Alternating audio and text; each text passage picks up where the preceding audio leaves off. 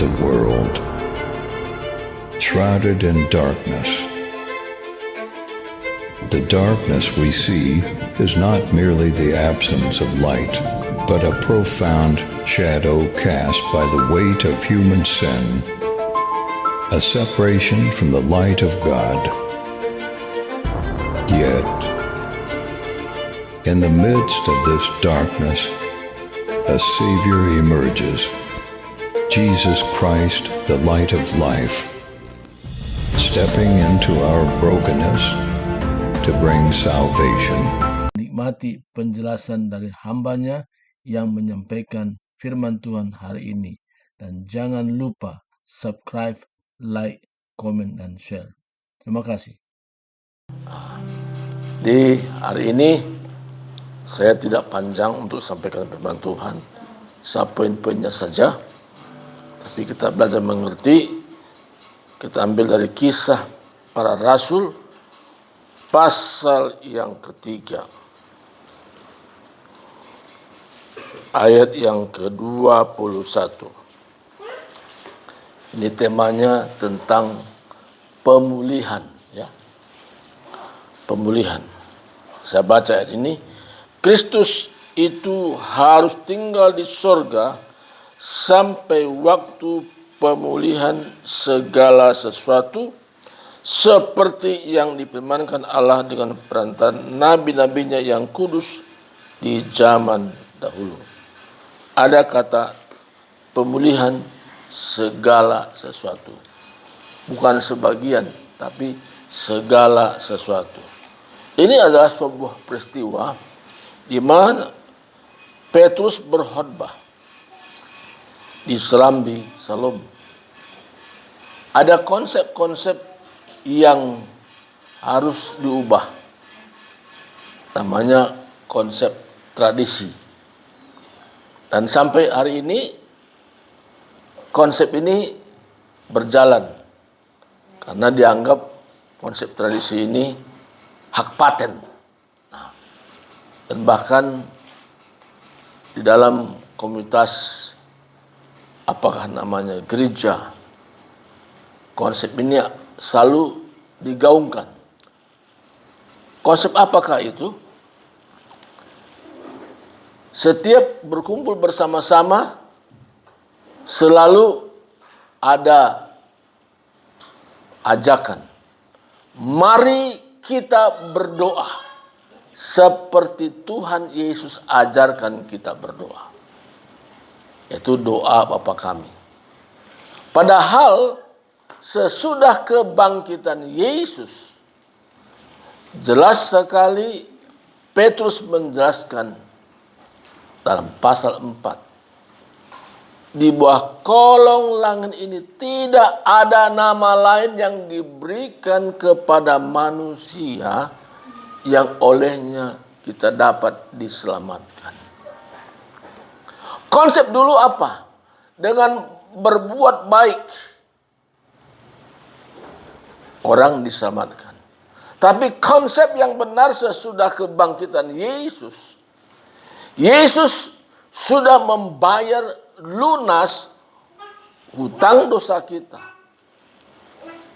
di kayu salib.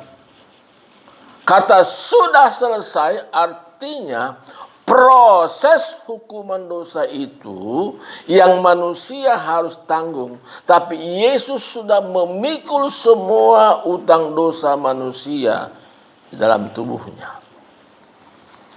Jadi pemulihan artinya hubungan kita dengan Tuhan di mana menjadi jalan tol, tidak ada hambatan lagi karena kita beriman kepada Yesus Kristus. Jadi pemulihan itu harus seperti ini. Sehingga kalau kita berhadapan dengan Tuhan waktu berdoa, kita tidak merasa lagi, oh saya orang berdosa, saya orang berdosa. Tapi yang benar, saya orang yang sudah dibenarkan oleh karena darah Yesus. Sudah mensucikan saya dari segala dosa. Dalam Alkitab katakan, orang-orang kudusnya Tuhan. Dan konsep penting, karena tanpa pemulihan konsep ini, konsep lama berjalan. Yang namanya tradisi-tradisi. Dan itu berlaku bagi orang-orang yang tidak paham.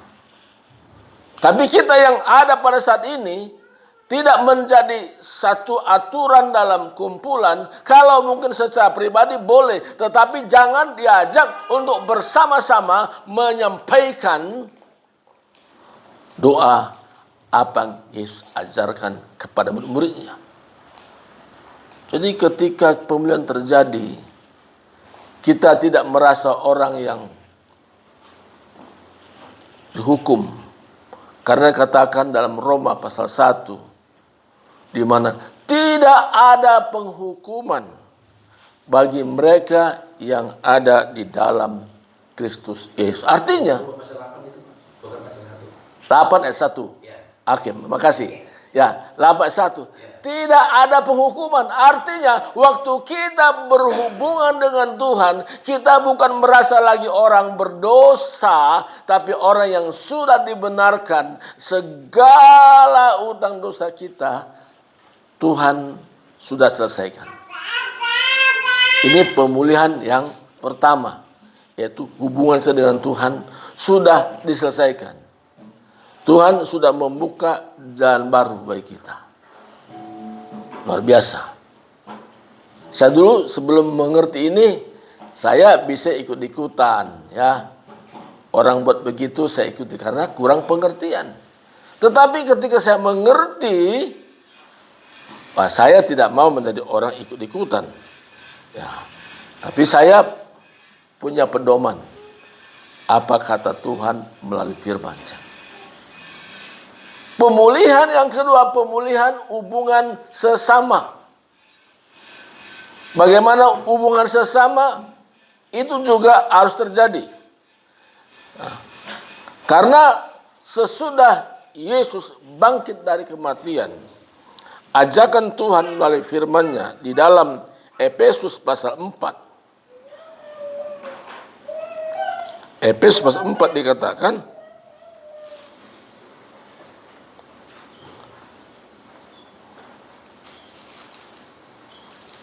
ayat 32. Tetapi hendaklah kamu ramah seorang terhadap yang lain, penuh kasih mesra dan saling mengampuni sebagaimana Allah di dalam Kristus telah mengampuni kamu.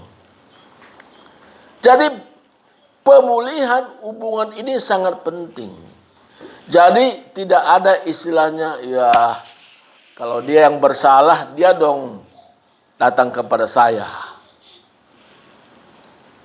Kan dia yang salah. Saya nggak bersalah, saya orang yang korban, orang disakiti.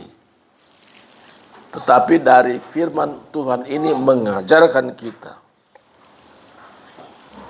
kita praktekkan ramah seorang terhadap yang lain. Hubungan semakin indah, penuh kasih mesra.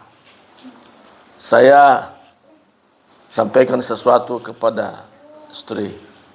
Indah kalau kita melakukan firman Tuhan. Hubungan begitu harmonis kalau praktekkan firman Tuhan. Karena firman Tuhan itu melampaui dari segalanya. Kekayaan tidak membuat orang bahagia. Enggak.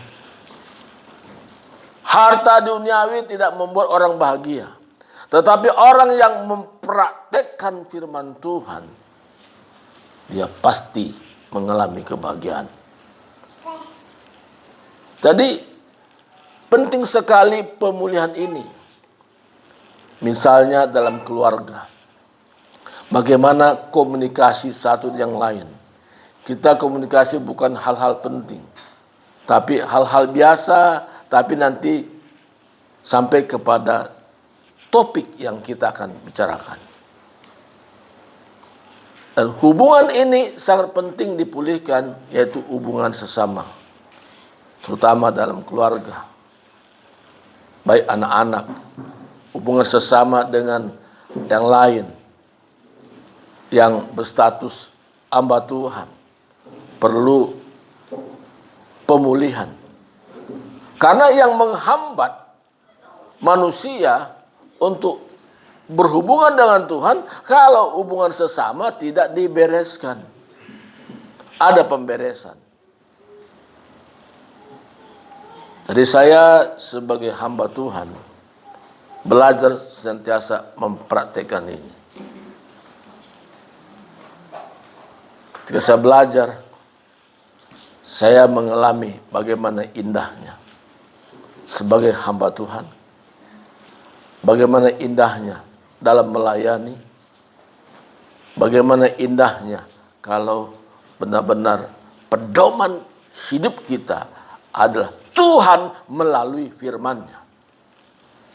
Dan saya sebagai hamba Tuhan, saya katakan saya bangga menjadi hamba Tuhan. Kenapa bangga? Karena Tuhan senantiasa memberikan juga kecukupan dalam hidup melayani. Kemanapun saya pergi, saya berkata, Tuhan, kalau rencana Tuhan saya pergi ke daerah itu, Tuhan cukupkan kebutuhan-kebutuhan berangkat sampai pulang. Dan Tuhan juga taruh firman dari Tuhan melalui ungkapan mulut saya. Sehingga saya tidak sibuk mencari-cari apa yang saya sampaikan. Tapi Tuhan jelas sekali dinyatakan apa yang disampaikan dan melayani. Di dalam komunitas The Power of Love, di mana semakin berkembang saat ini, para pelayan Tuhan dari berbagai negara melayani. Dan ketika mereka berhalangan, saya yang ambil alih. Dari mana kemampuan saya bisa mengambil alih dalam melayani? Karena Tuhan memberikan firman-Nya. Jadi saya mengalami sendiri, bukan kata orang, tapi pengalaman pribadi bagaimana Tuhan terus mengerjakan pemulihan-pemulihan ini. Maka tentang kebutuhan hidup bukan menjadi kekhawatiran, tapi menjadi ungkapan syukur karena Tuhan senantiasa memberkati. Kalau tempat kami yang sekarang ini sudah renovasi, walaupun belum lengkap Pak. Itu tahap pertama.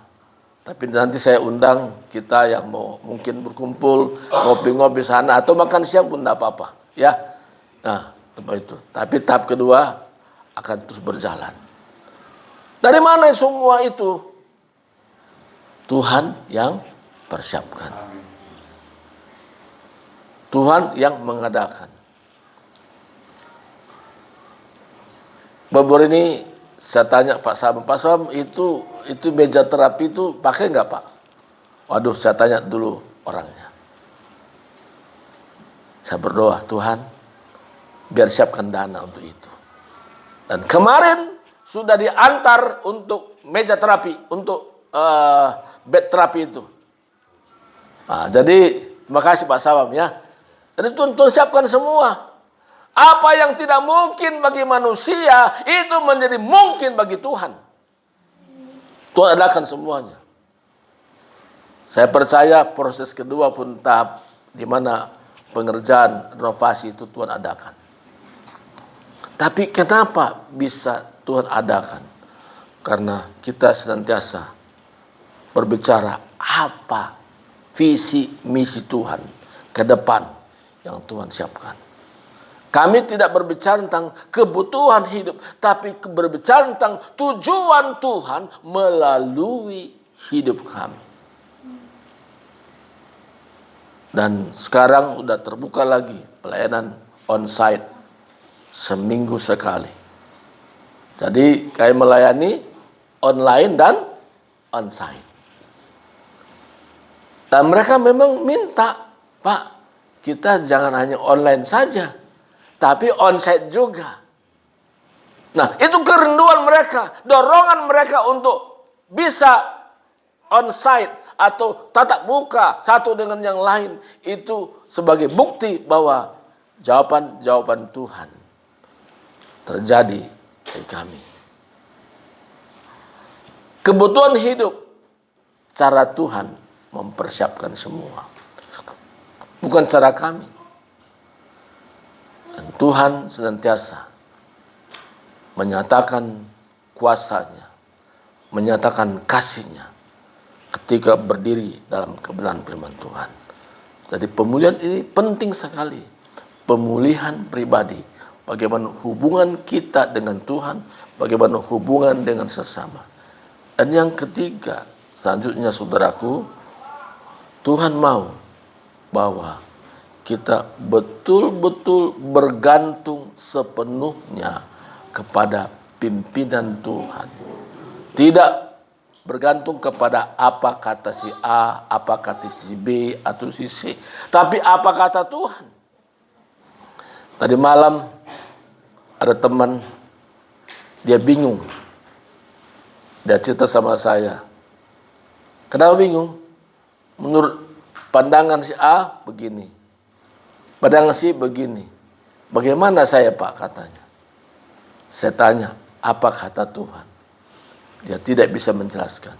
Tetapi seorang hamba Tuhan yang orisinil, kata orisinil, dia akan mengerti apa yang menjadi kehendak Tuhan. Dia punya hubungan yang akrab pribadi dengan Tuhan. Sehingga apapun disampaikan, karena dia dapatkan secara pribadi dari Tuhan.